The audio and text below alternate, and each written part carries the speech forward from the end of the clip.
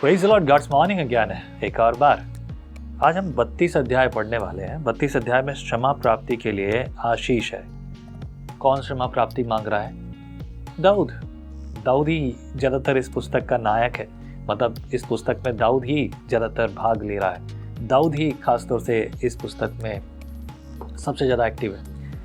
Chapter 32 में लिखा है, क्या ही धन्य है जिसका अपराध क्षमा किया गया और जिसका पाप ढांपा गया हो। जानते हैं कैसा व्यक्ति है जिसका पाप ढांपा गया? मुझे लगता है कि परमेश्वर ने उसका पाप ढांप दिया। कौन था?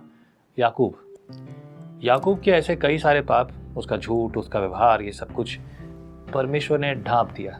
उसका लेखा नहीं लिया, उसका हिसाब नहीं लिया, छोड़ दिया उसको, क्योंकि परमेश्वर के पास उसकी योजना थी।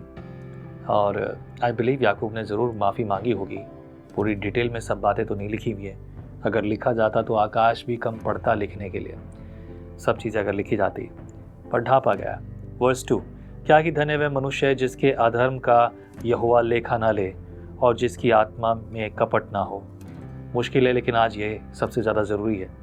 आप और अपने आप को, मैं भी अपने आप को ऐसा ही बनाने की कोशिश करता हूँ। वर्स 3, जब मैं चुप रहा तब मैं दिन भर कराते कराते मेरी हड्डियाँ पिघल गई, क्योंकि रात दिन मैं तेरे हाथ के नीचे दबा रहा और मेरी तरावट धूप काल सी झुर्राट बनती गई। जब मैंने अपना पाप तुझ पर प्रकट किया और अपना अधर्म न छिपाया और कहा मैं यहोवा के सामने अपने अपराधों को मान लूँगा, तब तू मेरे अधर्म और पाप को क्षमा कर दिया। ये एक जो चौथे पद में ये बात आई है कि रात दिन मैं तेरे हाथ के नीचे दबा रहा और मेरी तरावट धूप काल की सी झुर्राट बनती गई। मतलब ये कुछ इस तरह से समझिए, जब कोई व्यक्ति एक ही जगह पर पड़ा रहे तो जो आराम जो था वो मुश्किलों में पड़ गया कि मैं तेरे हाथ के नीचे दबा रहा। और दबने से कभी अगर आपने महसूस किया हो, ये एहसास है उसको कि किसी के साथ जब हम सो रहे हैं, मैं देखता हूँ मैं मेरे बेटे को ज़रा ज़बरदस्ती उसे पकड़कर अपने पास पकड़ लेता हूँ और मैंने उसको पकड़ लिया। अब उसको तो 1-2 मिनट के बाद उसको तकलीफ़ होने लगती है, क्योंकि मेरा हाथ, भारी हाथ, गर्म हाथ उसके लिए मुश्किल हो गई है। मुझे याद है, छोटा बच्चा है तो मैं जब लेटा हूँ तो मैंने उसे मेरे जो है हाथ के ऊपर उसे लेटा लिया। उसके सर का जो बोझ है वो बोझ मेरे हाथ पर भारी हो रहा है और मैं गरम महसूस कर रहा हूँ। अब मेरे लिए मुश्किल हो रहा है उसे ज़्यादा देर संभालना। ये स्वाभाविक है। ये अनुभव से वो सीख रहा है और वो अनुभव से वो कह रहा है। एक उदाहरण के रूप में वो अपने मन की व्यथा को प्रकट करने की कोशिश कर रहा है। मैं ये इसलिए एक्सप्लेन कर रहा हूँ, कभी कभी ऐसी छोटी छोटी चीज़ें लोगों को उलझा देती हैं and they feel uncomfortable and they ask what is that meaning. Actually ये भाग समझ में नहीं आया। कोई बात नहीं, आगे पढ़ते हैं। 6 पद में लिखा है, इस कारण हर एक भक्त तुझसे ऐसे समय प्रार्थना करे कि जब कि तू मिल सकता है। निश्चय जब जल की बड़ी बाढ़ आए तो भी उस भक्त के पास न पहुँचेगी। तो मेरे छिपने का स्थान है, तो संकट में मेरी रक्षा करेगा। तो मुझे चारों ओर से छुटकारे के गीत से घेर लेगा। मैं तुझे बुद्धि दूंगा और जिस मार्ग में तुझे चलना होगा उसमें तेरी अगुवाई करूंगा। मैं तुझ पर कृपा दृष्टि रखूंगा और सम्मति दिया करूंगा। 7 पद तक तो ये प्रार्थना थी और अब 7 पद के बाद 8 पद से परमेश्वर की ओर से शब्द हैं, मैं तुझे बुद्धि दूंगा और जिस मार्ग में तुझे चलना होगा मैं उसमें तेरी अगुवाई करूंगा। मैं तुझ पर कृपा दृष्टि रखूंगा और सम्मति दिया करूंगा, यानी कि सलाह दिया करूंगा। 9 पद में, तुम घोड़े और खच्चर के समान न बनो जो समझ नहीं रखते। उनकी उमंग लगाम और रास से रोकनी पड़ती है, नहीं तो वो तेरे वश में नहीं आने के।